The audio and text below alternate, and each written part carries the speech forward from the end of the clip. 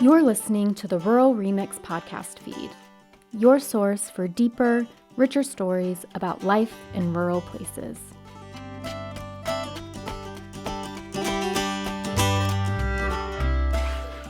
Welcome to Living Traditions, a podcast about folk and traditional arts in Central Appalachia. I'm your host, Nicole Musgrave. Honoring ancestors is a human tradition that crosses all cultures. In the southeastern United States, this often takes the form of Decoration Day. That's when families come together in specially decorated cemeteries to celebrate their roots, sometimes with music and prayers, and almost always with storytelling and a feast. In rural Pickett County, where Tennessee's Cumberland Plateau and Highland Rim collide, one family maintains one of Decoration Day's oldest traditions, a swept graveyard. Reporter Lisa Coffman takes us to the 200th anniversary of their Decoration Day. At the Winningham Family Cemetery, Carolyn Massengale is conducting a master class for her 3 granddaughters. The tools at hand are a garden hoe, rake, and broom. The topic, how to mound a grave. What we do is take a hoe and rake dirt up to where the grave is at. And remember, it needs to be fairly straight. The red clay dirt is damp from recent rain. Carolyn selects a grave for Haley, age 14, to mound. This one right here, Hardin Winningham. Hardin was your 6th great-grandpa. Haley swings the edge of a hoe into the packed dirt and drags it into a narrow mound above the grave, as her grandmother directs. Dig down and pull it up. Dig down and pull it up. There you go. As I said, it's hard, isn't it, honey? Carolyn's teaching her granddaughters a practice that's been in their family for at least 2 centuries. The Winningham Cemetery is a swept cemetery, which means every last inch of its grounds will be hoed and raked down to the bare red clay dirt. That's done to clear all the debris, leaf fall, and scraggly plants that accumulate fast in these lush southern woods. Next, each of the cemetery's 51 graves will be freshly mounded. Last of all, everything will be broom swept until that red clay almost glows. It's all part of preparing the cemetery for the Decoration Day celebration, when kin will gather here from across the state and beyond. About 25 relatives have come out for 2 work days to prep the cemetery for decoration. There's a bustle of activity, the ruckus of chainsaws, a tractor moving dirt, and people hoeing and raking among the rows of graves. But it'll be worth the work, Carolyn says. Come decoration, all those grave mounds will be covered with flowers, artificial arrangements, fresh-cut bouquets, and even homemade paper flowers. After decoration on Sunday, you can look back and it looks like lots of little flower beds here. From April on into August, Decoration Day makes itself known throughout the Southeast, with entire graveyards suddenly spruced up and blooming. But there's one region where the tradition holds especially strong, says Joey Brackner, former state folklorist of Alabama. It's really in Appalachian South where you get the fullest expression of Decoration Day. That's like the epicenter. Joey grew up in Birmingham, celebrating Decoration Day. As a folklorist, he studied the tradition. The date for the holiday varies, depending on the family. Memorial Day, honoring those who served in the U.S. military, grew out of Decoration Day. But decoration, as it's affectionately called, has a different focus. This is honoring ancestors and strengthening family ties and community ties and maintaining a cemetery. From at least the 1800s well into the 20th century, maintaining a cemetery in Appalachia usually meant that you swept it, for the same reason yards around homes were swept, a sign of tidiness. Back then, graves tended to sink over time as the earth absorbed the wood coffin and body in it. So mounding graves was another important part of maintaining a cemetery. And, Joey says, mounded graves carried other important meaning. It also reflects that you care enough to maintain that. You may have never met that person. I never met my grandfather, but I love him and I care for him and I respect his memory.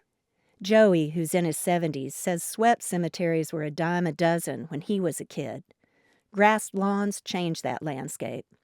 So did major rural migrations out of the region. These days, tending cemetery grounds usually involves power lawnmowers and weed whacking.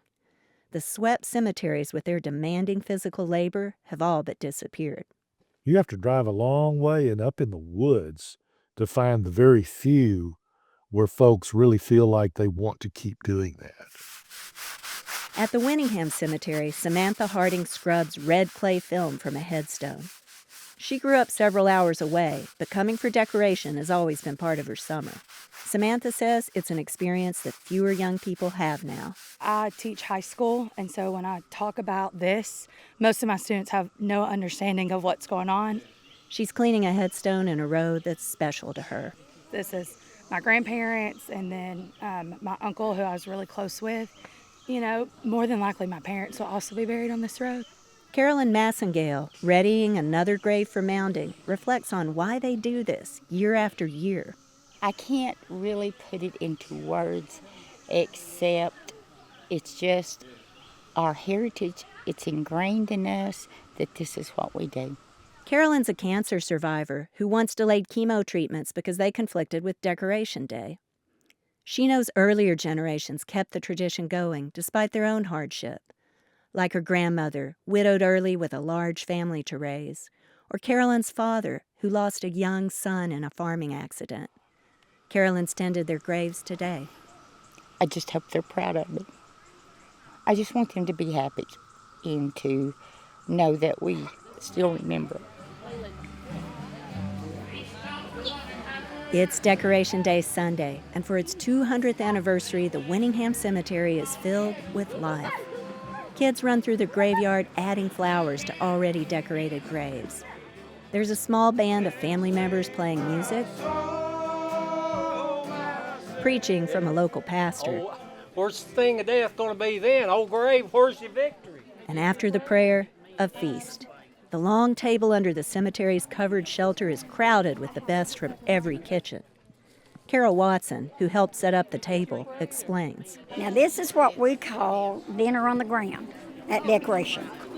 Everybody just comes, they bring food, and we just eat like a bunch of pigs.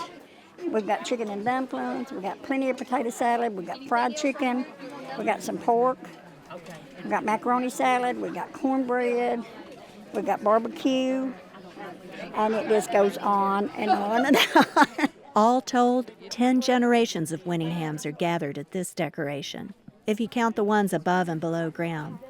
The youngest is a month and a half old. The oldest is Anita Beeson, mom of 5, grandmother of 15, great-grandmother of 21. I'll be 84-year-old next month, and I've come every year but one. Family togetherness means more to me than anything. And I'm just proud of every one of them.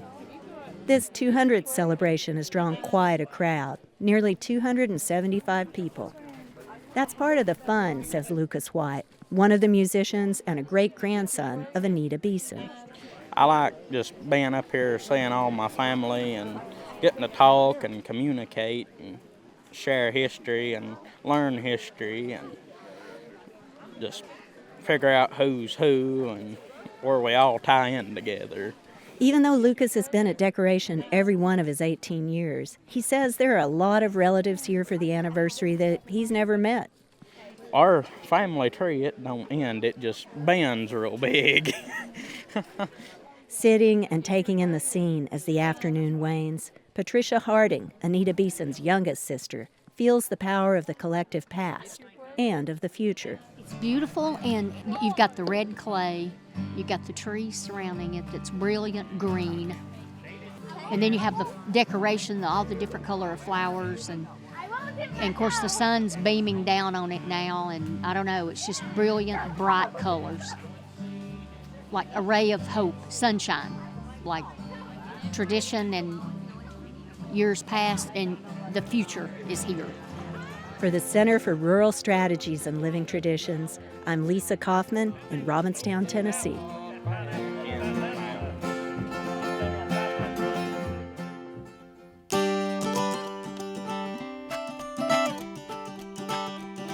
You've been listening to Living Traditions on the Rural Remix podcast feed.